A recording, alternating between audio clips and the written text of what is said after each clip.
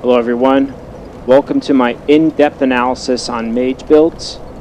In this video, we're going to focus on a couple of key topics. It is definitely going to be a feature-length video.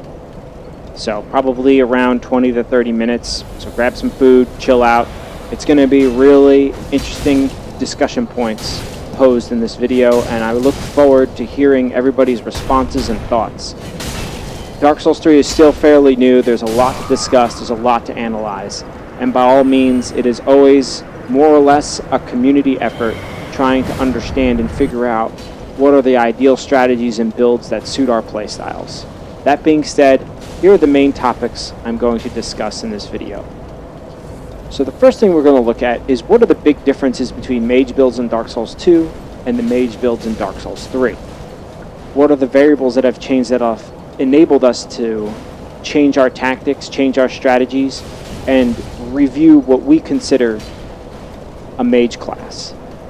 Things that this will also affect and things that we'll also get into are spells and particular builds associated with those spells, as well as weapon choices, play styles, stat efficiencies, and also I'll throw in some of my current strategies that I'm using right now, my current weapon choices. I'm sure you're probably finding it pretty surprising that I'm already using 2 swords, even though there's no dual wielding. I actually really am enjoying this strategy right now. I think it's a lot of fun. So that being said, I'm going to start digging into this. And before I start, I just want to actually say thank you to Wife Hates Game for making me think about this. He proposed a question to me. He says, "Hey mate, hear nothing but bad news about magic builds. Slow casting, even though values are quite high, bad tracking. What's your opinion on this?" So I decided, you know what, it's a very good question. I saw a couple other videos on YouTube saying how mage builds are kind of garbage now. So I don't know, it depends whether we can attribute that to skill level or just a bad overall experience. But I think I can at least shed some light on this question and elaborate on it and make some good discussion points. So that being said, what are the big differences between mage builds in Dark Souls 2 versus Dark Souls 3? To do that, we need to define both of them. So I'm going to quickly cut to Dark Souls 2 real fast and provide some background. Alright, so this is one of my random mage builds in Dark Souls 2. And one of the things I want to draw people's attention to right away, if you've ever played Dark Souls 2, one of the biggest differences between Dark Souls 2 and Dark Souls 3 is the fact that you have spell uses, not a mana bar. Okay? Now this is going to be one of the most key defining factors with developing strategies, and probably one of the reasons why I think a lot of players are going to have trouble developing mage builds similar to Dark Souls 2 in Dark Souls 3. Okay, and I'm going to touch more on that later when I go take a look at what's changed in Dark Souls 3, and we can take a look at the mana bar specifically. But just to provide an example, let's take a look at the different spells. So this is just a typical hexing build. I was using this build for PvP. So one of the interesting things about Dark Souls 2 is you can kind of spam spells in a way that provides some direction as to where your opponent will be moving, and therefore create an anticipated strategy for attacking your opponent. So for example, I can try to manipulate their movements with this spread attack here. What is one of my personal favorite strategies is I'll attack them a little bit with this, try to get them to come close, okay, and typically I'll have my katana out, which will be enchanted. It'll already be enchanted, by the way. And then I can try to engage them in close range battles. They'll realize, oh man, he does a little bit of decent damage with that. They may back off a little bit. But some of the things that I like to do is quickly switch my items out. So I'll switch out to this weapon maybe when they get close, and I'll use Darkstorm. This is really funny. I've knocked people off ledges so many times with this. It's a great move. Or hit them with a really hard-hitting Resonant Soul. It always hits really hard. Really nice move. But one of the nice things about Dark Souls 2 is you can literally spam these moves at will, anytime you want. Okay, just spam them all the time. Okay, And sometimes I try to do a little bit of trickery, okay? So I've got my shield ready, I can parry. I'll show up to the fight, you know, with my weapon enchanted, but I'll have my shield out, acting like I'm not really a mage. I'm actually here to sword fight, okay? Whatever, do some sword fighting, cool story. You know, stab each other in the face, okay? And then at the very last instant when he's probably trying to engage me and come close, I'll have Darkstorm enabled, and I'll switch it out real quick and cast it.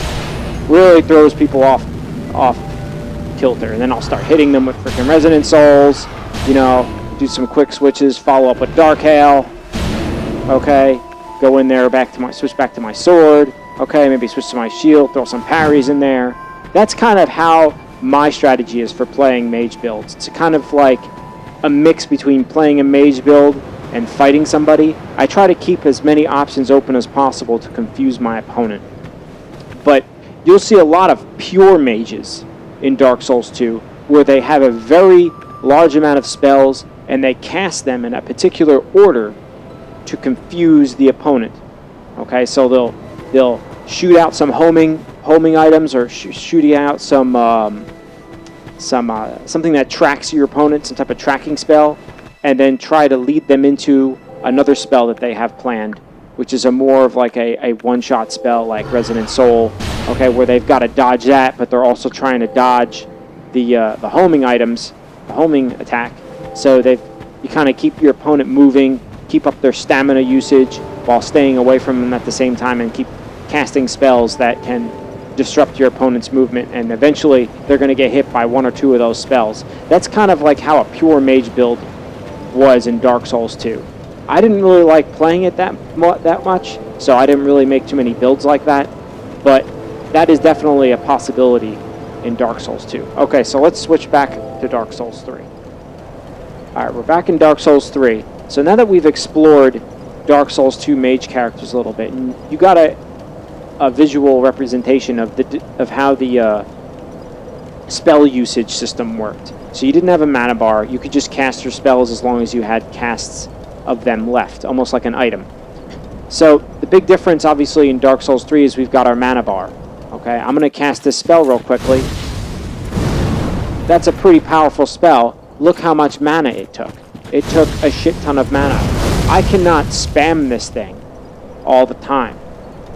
Okay, I cannot throw out some additional spells out there for them to dodge and then make them try to dodge this Chaos Bed spell. It's just not going to happen. I don't have enough mana. And the second I go to refill my mana, guess what? I got to chug. That immediately sets me up for 2 seconds of time where I'm vulnerable.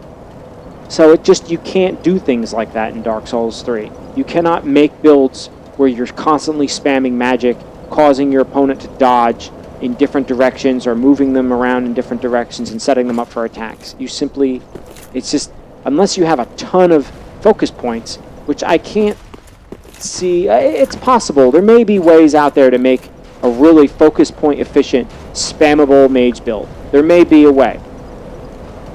But so far from my experience, I haven't seen other players do it in PvP, and I just haven't seen the capability of it being all that effective.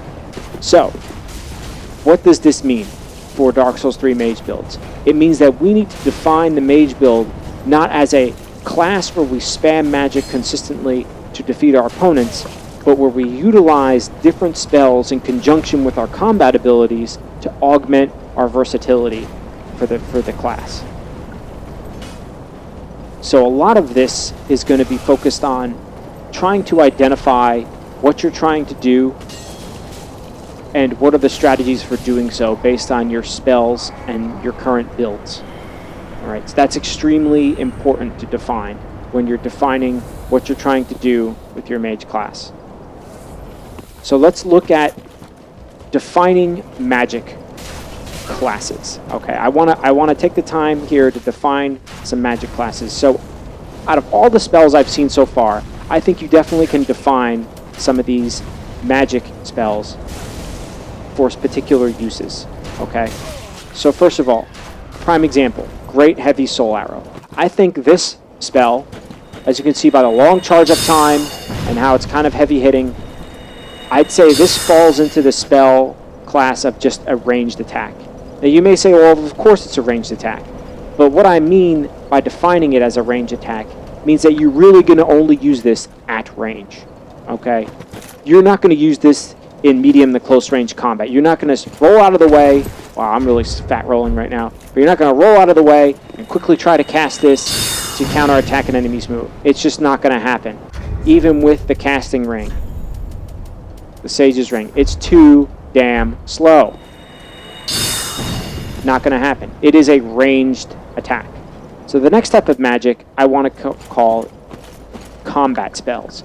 So combat spells I define as spells that you can use in medium to close range combat pretty effectively. So we're going to use these spells as an example. So Farron Flash Sword. Check this out. Pretty cool. Very spammable.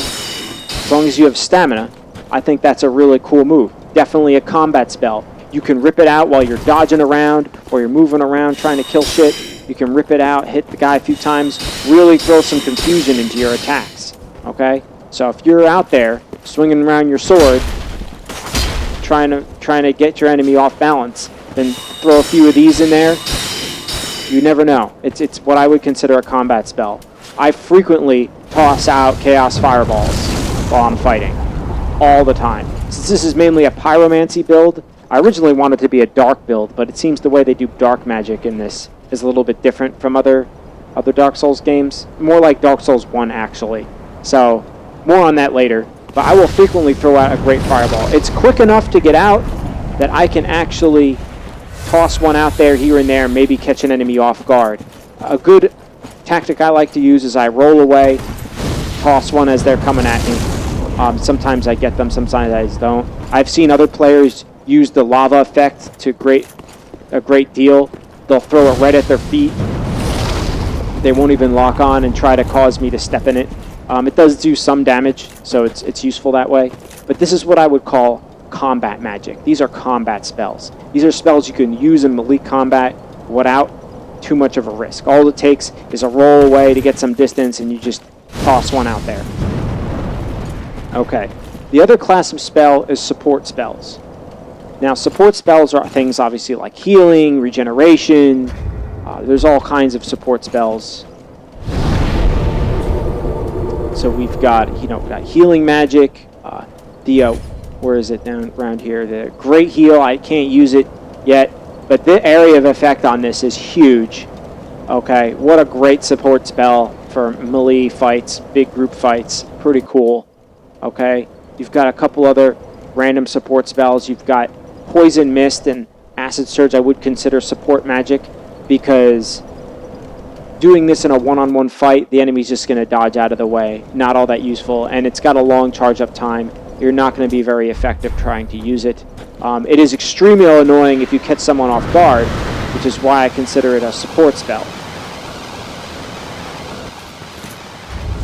Let's see. Let's go look at some other types of magic we have available so far. Okay. Things like this Pestilent Mercury, okay? All this kind of spells here. This is a lot of it's support magic. Now, keep in mind that support magic can also be defined into the range magic role, because range magic is really great in a supporting role. So, for example, a prime example of this is, say you're summoned as a blue sentinel. So you're helping somebody fight off an invader. While the other player is dueling the guy head-to-head, you can be there providing rearward support, constantly harassing them with magic attacks at range. That type of use of range magic is extremely effective in PvP as well as in PvE. While somebody else has got aggro, you're slamming them with high-powered spells. Awesome. Okay? Very good use of ranged magic. So that's why I want to classify these different types of spells. So now that we've classified them, we need to define what it is we're trying to accomplish with our build. So, is our build PvP focused? Is our build PvE focused? Okay, what types of PvP, PvE are we going to do? That really helps define what type of spells we're going to use, and that also helps define the versatility of our mage build. So for example, for my current build, some of the things I like to use for PvP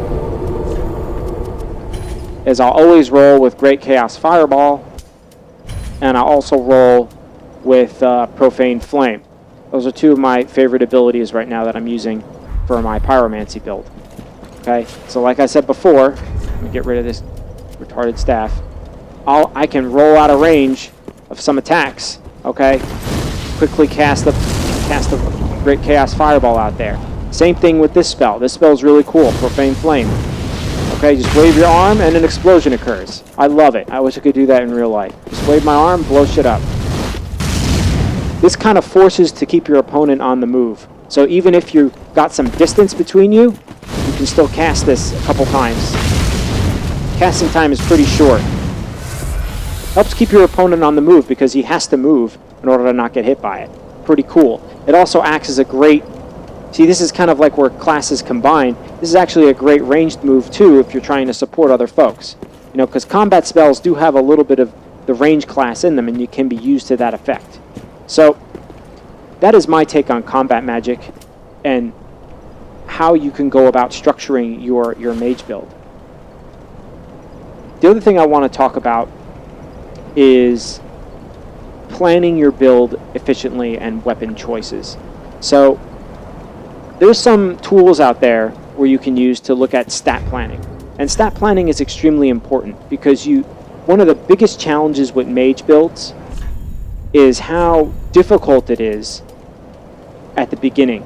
You're always going to be behind in terms of damage output versus a strength character or a dex character.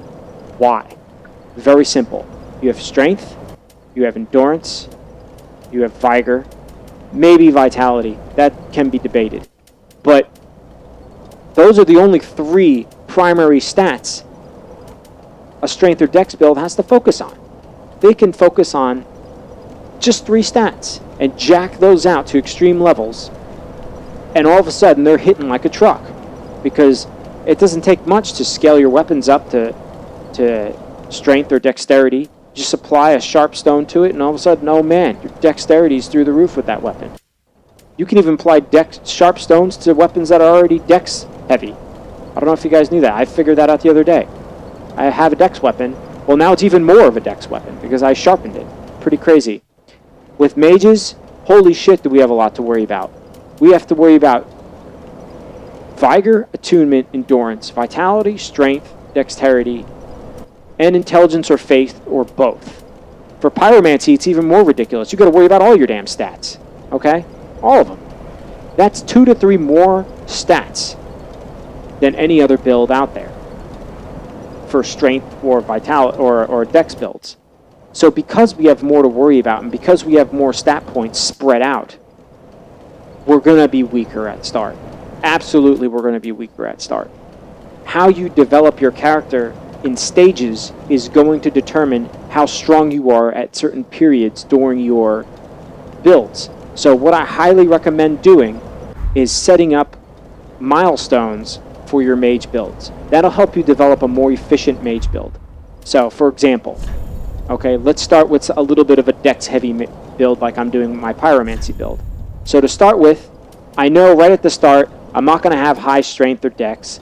So I'll go with like maybe I'll go, if it's a dex-heavy build, I'll go with an Uchi katana, right? Get enough points in there that I can use this katana, and fire enchant it. That'll be decent for now. Because you got to remember, this is a super important part of building a mage build. We can no longer spam spells. We are not at liberty to ridiculously spam magic like we could previously. So we have to focus on a mix of combat magic and combat skills with our weapons. We always have to keep that in mind. Combat skills with weapons is just as important at keeping your enemy at bay and reducing unfettered aggression to set up opportunities to cast your magic. And remember, the key to mage builds is our versatility. We can unleash a ton of different attacks. And by having to cope with all these different attacks, that's what can confuse your opponent and give you the edge. So let's look here. We've got, where is it in here? So let's say you're going dex heavy. You start out with the katana, you get up to the Crystal Sage's Rapier. That's another goal. This requires 3 more stat points to use, but it's a great mage weapon because before you can get Chaos Gems, or before you can get Crystal Gems, or even if you're a pure int build, this is an ideal weapon for you because you can, before you get a Crystal Gem, you can actually go full on with this weapon, Crystal Sage's Rapier, and have a very decent, scalable magic weapon. So you can deal some decent magic damage. So once you start identifying the weapons you want to use and how you want to set up your melee strategy, or your close combat strategy, I should say, that will define the rest of your stat build. Because we all know we want to jack out our intelligence and our faith, depending on which builds we're doing. Okay. Now, when it comes to vitality and armor usage, I'd say go heavy on Vigor, go light on vitality. At least so far what I've discovered is that the armor in this game is pretty decent most of the time. Even at 10 vitality with no, what do you call it, without Havel's Ring, without Havel's Ring, I still got 15 poise and some decent damage absorption. Not a hell of a lot, but it's a decent amount. So, you know, it's something to consider. You know, how far do you want to take the whole armor thing? Maybe you're doing a little bit of Fashion Souls and you want to have a certain build out there that you really want to use. So, let's talk about my current findings so far with developing a mage build and developing strategies for a mage build. What am I doing right now that I really find awesome? So you'll find that originally for this type of combat magic pyromancy build, I was mainly focused on the Sage's Rapier for a while. I thought it was a really sweet weapon. Okay, and even and I still agree it is a sweet weapon, but the thing is it's not as sweet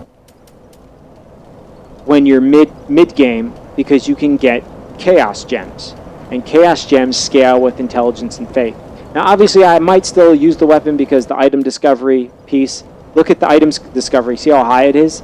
The more you level up the weapon, the more your item discovery increases. How crazy is that? Okay, this weapon just continues to amaze me. But 210. So even though I'm playing PvE, I'll still tend to use this weapon in my offhand.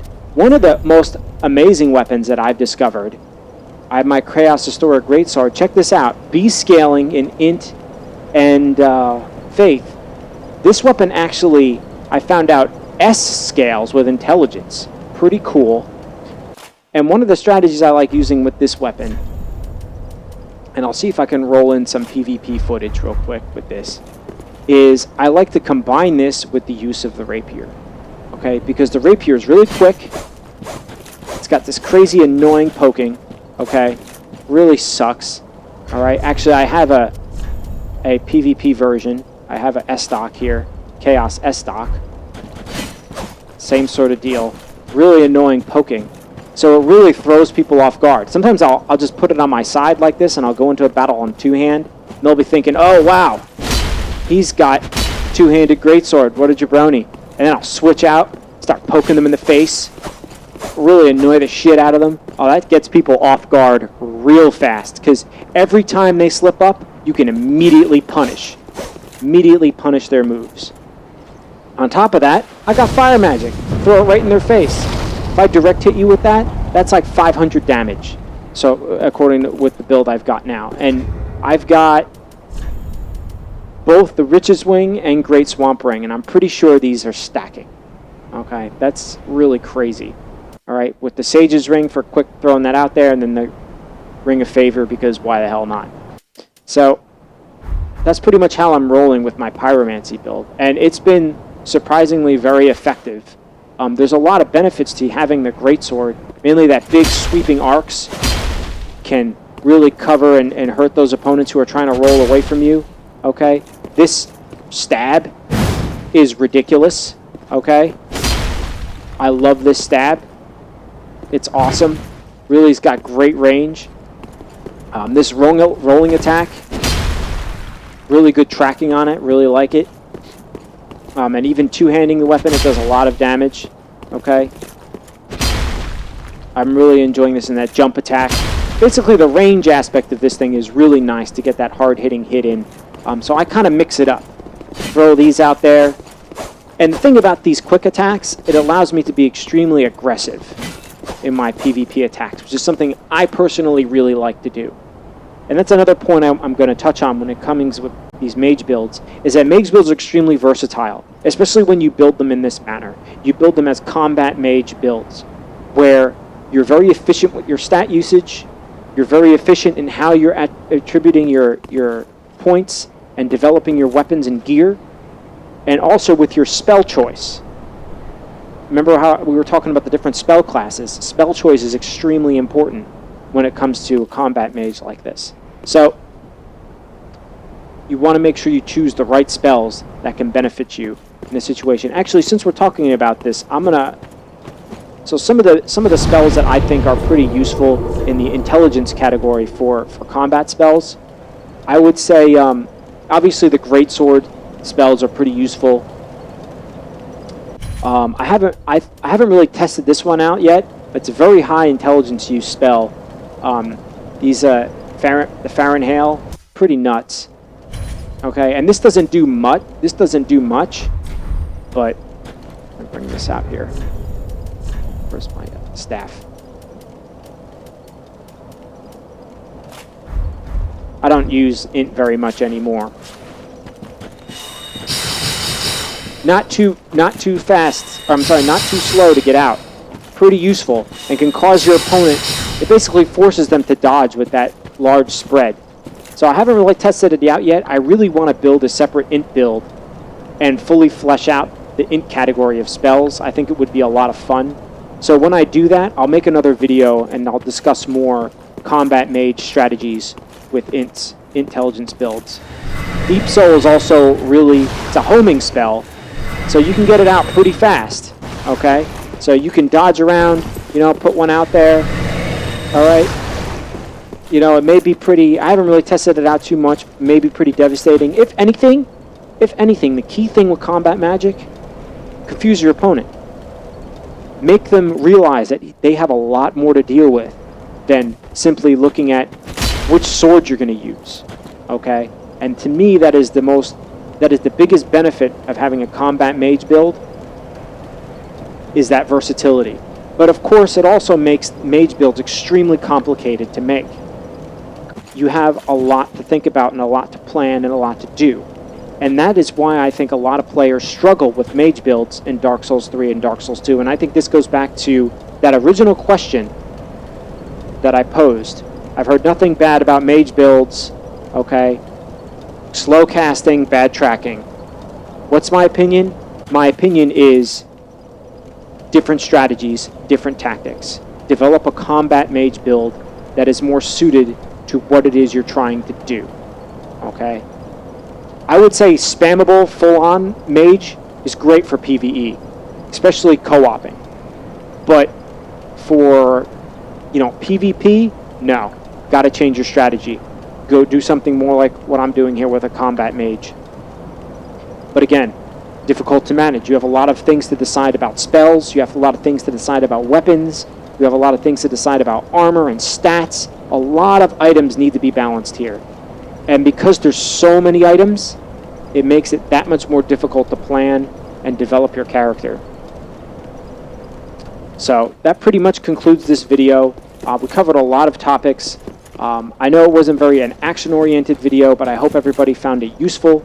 I'll try to see if I can roll in some PvP footage here and there while I'm discussing this stuff, but I kind of prefer to have more character demonstrations. I may put out a separate video for PvP on this build that I've got so far and some of my successes with it. So,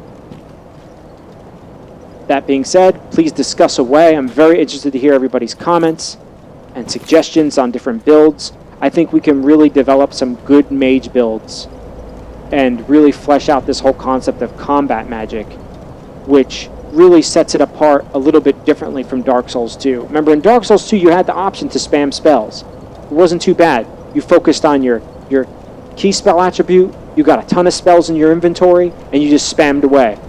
Okay? You can't do that. You can't get away with that as easily in this one. Cannot get away with that. So, have to be a little bit more wise with how you're choosing this. And since I prefer to play it this way, I might be a little bit biased. Okay? So that's why I'm very interested to hear other people's opinions. Okay? Anyway, thank you for giving me time to express this. Thanks for watching my videos. Thank you for the support, everybody. I'm looking forward to hearing everybody's feedback.